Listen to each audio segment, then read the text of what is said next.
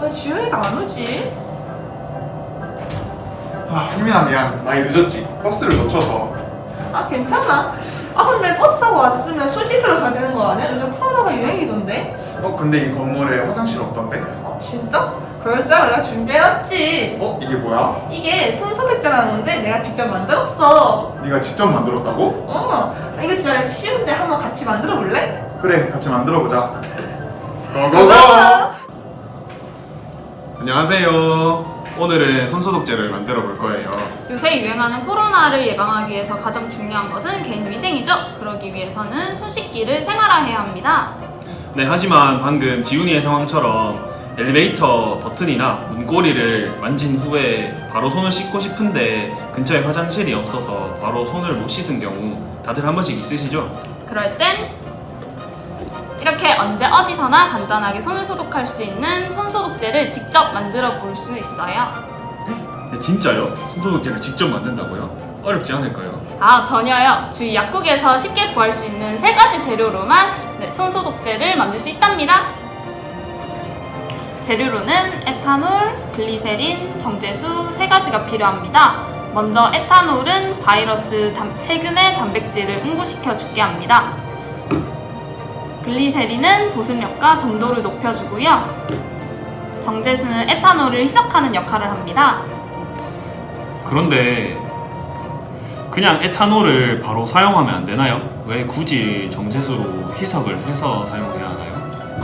단순히 에탄올 함량이 높을수록 효과가 더 좋지 않나? 라는 의문이 들 수도 있어요. 하지만 에탄올 함량이 과도하게 높을 시 바이러스 막에 순간적으로 벽이 형성되어 에탄올이 침투하기 어려워져서 소독 효과가 떨어지게 되고 피부에 자극적이게 됩니다. 그렇기 때문에 에탄올 함량이 60에서 70% 정도일 때 가장 최고의 효과를 낼 수 있고, 우리가 시중에서 흔히 구매할 수 있는 손소독제들도 에탄올 함량이 62% 정도입니다.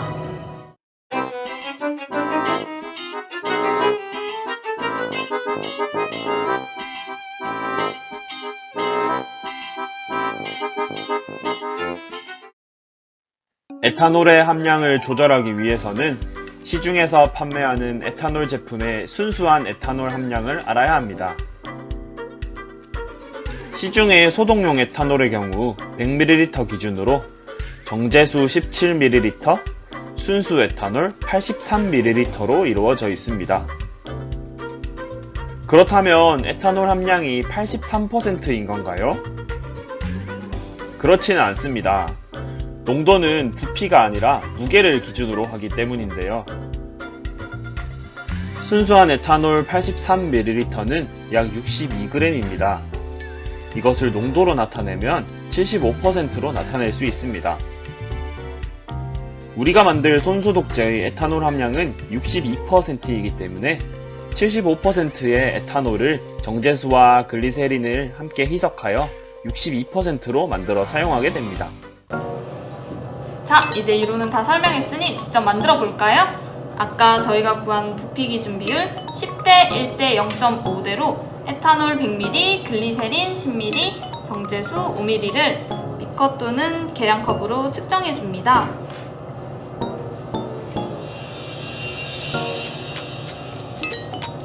그리고 마지막으로 이 3가지를 잘 섞어주세요.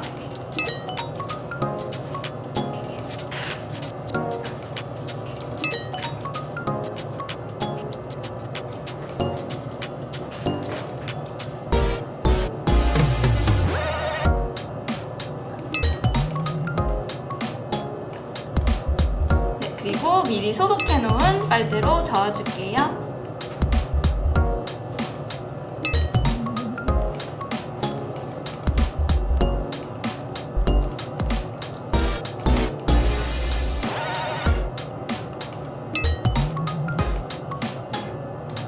이 공병도 미리 소독해 왔어요. 이 공병에 아까 섞어 놓은 소독제를 부어줄게요.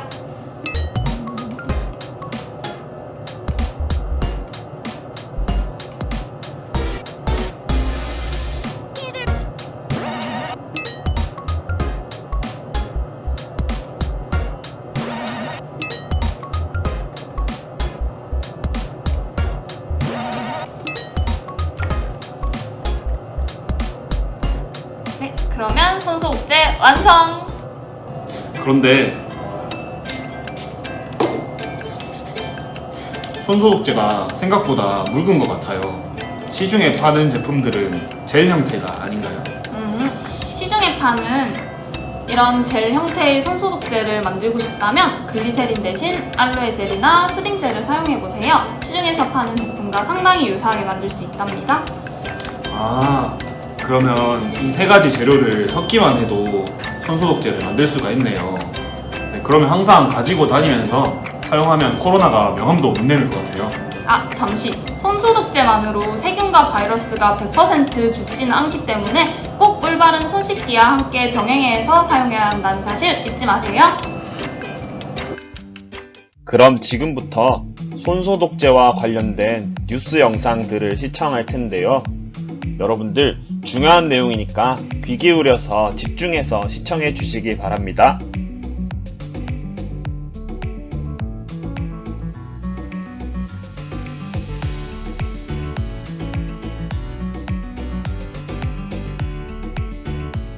소독제에 든 에탄올은 바이러스를 죽이지만 불이 잘 붙는 인화물질이어서 특히 조심해야 합니다. 지왕 기자입니다.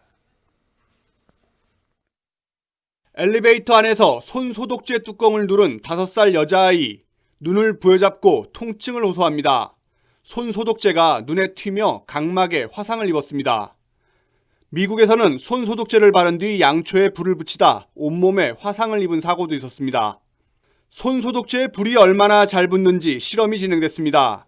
알코올이 섞인 손소독제의 인화점은 20도씨. 눈으로 봐선 구분이 안 됐는데 종이를 대자마자 금세 불이 타오릅니다. 시중에 있는 손소독제는 에탄올이 60에서 70% 정도를 차지합니다. 그러다 보니까 인화성이 크고 쉽게 불이 붙습니다.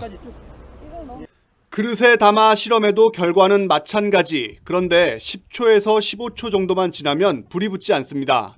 에탄올이 금세 공기 중으로 날아간 겁니다. 15초간 충분히 건조될 때까지 문지르시고 일단 10초 대기하신 다음에 다른 일을 하시면 되겠습니다. 전문가들은 에탄올이 마른 뒤에야 소독 효과가 있다며 바르는 것만큼 말리는 것이 중요하다고 강조했습니다. 또 눈에 들어가면 절대 비비지 말도록 주의를 당부했습니다. 눈을 곧바로 흐르는 생리식염수나 수돗물에 세척을 해주셔야 되고요. 이동하실 때 절대 눈을 비비지 않아야 합니다. 눈을 비비게 되면 화상의 범위가 더 넓어질 수 있기 때문에 소방관들은 직사광선 없는 25도 이하 서늘한 장소에서 손소독제를 보관하고 만약 쓰다가 주변에 불이 붙으면 젖은 수건으로 덮어 불을 끄라고 조언했습니다. YTN 지환입니다.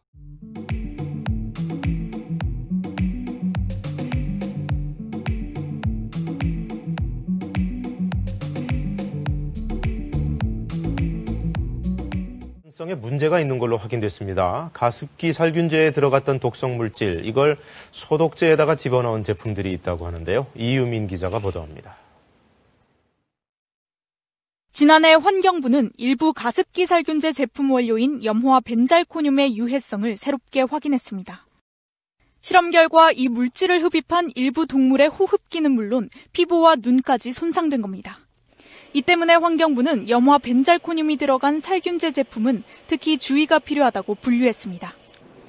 그런데 KBS가 입수한 식약처 자료를 보면 시중에 판매되는 손소독제 123종에 염화 벤잘코늄이 포함된 걸로 나타났습니다.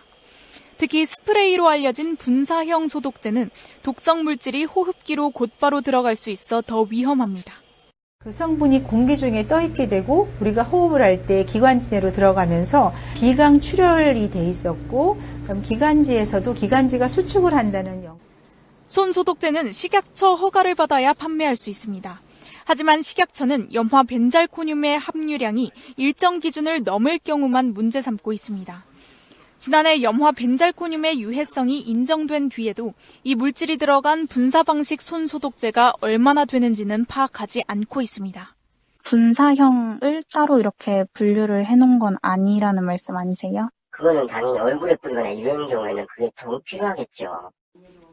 이에 따라 국회에서는 염화 벤잘코늄 등 독성 물질을 관리하는 세부 지침 마련을 준비 중입니다.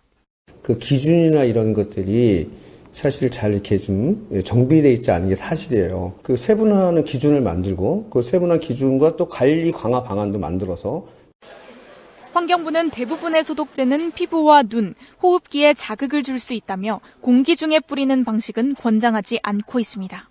KBS 뉴스 이유민입니다.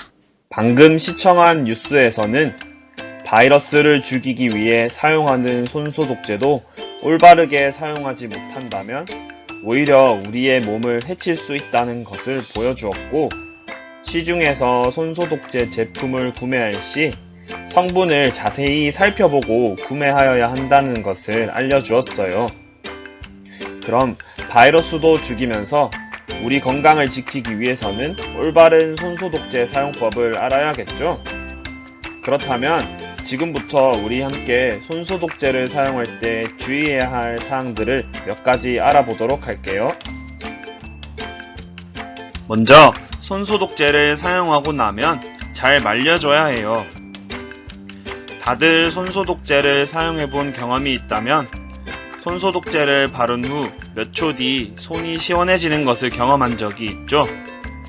네, 바로 그것은 손소독제의 에탄올 성분이 바이러스를 죽인 후 공기 중으로 날아가기 때문에 발생하는 현상이에요. 그렇지만 손소독제를 잘못 사용한다면, 손소독제를 사용한 후 잘 말리지 않는다면 화상을 입을 수도 있다는 사실 알고 계셨나요? 앞서 배운 대로 손소독제에는 에탄올이 약 60%에서 70% 정도가 포함되어 있어요. 이렇게 많은 양의 에탄올이 포함되어 있는데, 에탄올은 쉽게 불이 붙는 인화성의 성질이 커서 불이 붙기 쉽다고 해요. 또한 사용 후 눈을 비비거나 눈에 튀었을 경우에는 우리 눈에도 화상을 입을 수 있기 때문에 손소독제를 사용한 후에는 약 10초에서 15초 정도만 잘 말려줘도 더 좋은 소독 효과를 얻을 수 있고 우리의 몸도 건강히 지킬 수 있답니다. 손소독제는 바이러스나 세균에는 효과적일지 몰라도 우리 몸속으로 들어갔을 때는 큰 문제를 일으킬 수 있어요. 어린이나 노약자 분들은 물론 건강한 남성과 여성이 무심코 손소독제를 마실 경우 심하면 혼수 상태에 빠지거나 발작을 일으킬 수도 있다는 사실 다들 알고 계셨나요? 메탄올은 유독성이 있는 공업용 물질이란 것이 잘 알려져 있지만 술이나 일반 소독제와 같은 곳에 널리 사용되는 에탄올의 경우 우리가 그 위험성을 간과하고 있다는 점을 알아야 합니다. 이러한 에탄올을 호흡하거나 섭취할 시에는 아무리 에탄올일지라도 우리 건강에 문제가 될 수 있다는 점을 알아야 합니다.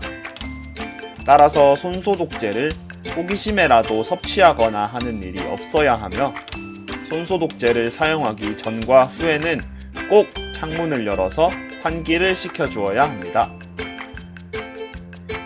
그리고 여러분들, 시중에 판매하는 손소독제의 성분에 독성 물질이 들어있을 수도 있다는 사실이 최근에 밝혀지면서 굉장히 큰 논란이 되고 있어요. 우리 과거에 가습기 살균 제품에 들어있어서 많은 혼란을 주었던 염화 벤잘코늄이라는 독성 물질이 시중 제품의 약 120여 종에 들어가 있다고 해요.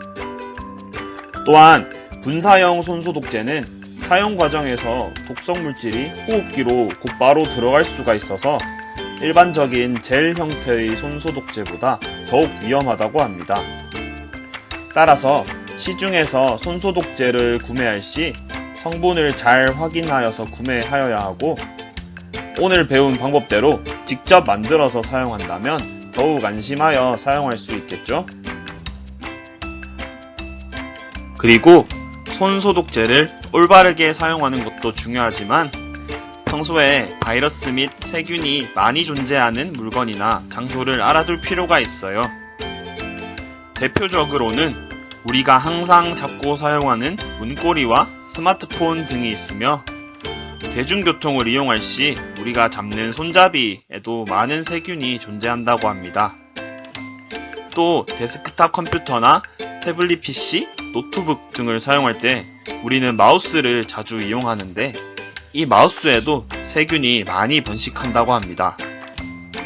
이외에도 사람들이 자주 손을 대는 물건이나 특히 돈을 만진 후에는 꼭 손을 씻고 손소독제를 사용하여 청결을 유지하도록 합시다.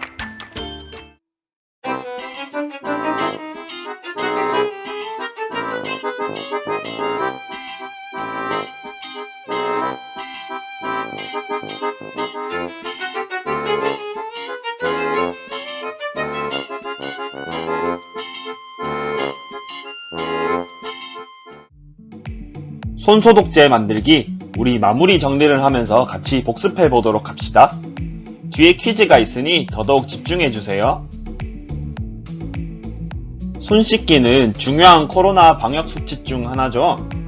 비누로 손을 씻는 방법이 손소독 효과로 가장 좋지만 당장 손 씻을 장소가 없는 상황이라면 이런 경우 언제 어디서나 손소독이 가능한 손소독제가 필요합니다. 손소독제 재료는 주위 약국에서 쉽게 구할 수 있는 3가지 재료만 있으면 됩니다. 먼저 에탄올, 그리고 글리세린, 마지막으로 정제수가 필요합니다. 먼저 에탄올은 바이러스, 세균의 단백질을 응고시켜서 죽게 합니다. 정제수는 에탄올을 희석하기 위해 필요합니다. 에탄올 함량이 과도하게 높을 시 소독 효과가 오히려 떨어지기 때문입니다. 글리세린은 보습력과 점도를 높여주는 역할이기 때문에 시중 제품처럼 점도가 더 높은 손소독제를 만들고 싶다면 알로에 젤 또는 수딩 젤로 대체가 가능합니다. 에탄올 함량이 과도하게 높아도 효과가 떨어지기 때문에 손소독에 가장 효과가 좋은 에탄올 함량은 60에서 70%입니다. 시중 제품의 경우 에탄올 평균 함량인 약 62%를 위한 비율은 에탄올 10, 글리세린 1, 정제수 0.5입니다. 손소독제를 만들기 위해선 첫째, 비율대로 에탄올, 글리세린, 정제수를 계량합니다. 둘째, 계량해 놓은 재료들을 한 곳에 부어서 잘 섞어줍니다. 셋째, 재료들이 잘 섞이게 소독해 놓은 막대로 젓습니다. 넷째, 미리 소독해 온 공병에 완성된 손소독제를 옮겨 담습니다. 그럼 이제부터 퀴즈 타임! 지금부터 앞서 배운 내용들로 퀴즈를 한번 풀어보도록 할게요. 다들 집중하셨다면 아마 잘 풀 수 있을 거예요. 첫 번째 문제입니다. 비누로 손을 씻는 것보단 손소독제를 사용하는 것이 소독 효과가 더 좋다. 정답은 X입니다. 소독 효과가 더 좋은 것은 비누로 손 씻기입니다. 손소독제는 손 씻기와 같이 병행하여 수시로 사용하는 것이 좋습니다. 다음으로 두 번째 문제입니다. 손소독제 재료 중 하나인 글리세린은 다른 재료로 대체가 가능할까요? 정답은 O입니다. 글리세린 대신에 알로에 젤이나 수딩 젤로 대체가 가능합니다. 알로에 젤이나 수딩 젤을 사용한다면 오히려 더 높은 점도의 손소독제를 만들 수 있게 된답니다. 세 번째 문제입니다. 에탄올 함량이 높은 손소독제일수록 소독 효과가 더 좋다. 정답은 X입니다. 에탄올 함량이 과도하게 높을 시 바이러스 막에 순간적으로 벽이 형성되어서 오히려 소독 효과가 떨어지며 피부에 더더욱 자극적이게 됩니다. 그렇다면 마지막 문제. 최고의 소독 효과를 위한 에탄올 함량은 60에서 70%이다. 정답은 O입니다. 에탄올 함량이 60에서 70%일 때 살균 효과가 가장 뛰어나기 때문에 시중에 파는 손소독제들 경우에도 약 62% 정도이며 저희가 오늘 만든 손소독제도 에탄올 함량이 62%랍니다. 네, 복습에 퀴즈까지 푸느라 수고가 정말 많았어요. 오늘 만든 손소독제는 매일매일 들고 다니면서 수시로 사용하기로 함께 약속합시다. 네, 그럼 지금까지 손소독제 수업을 진행한 진영 선생님이었습니다. 감사합니다.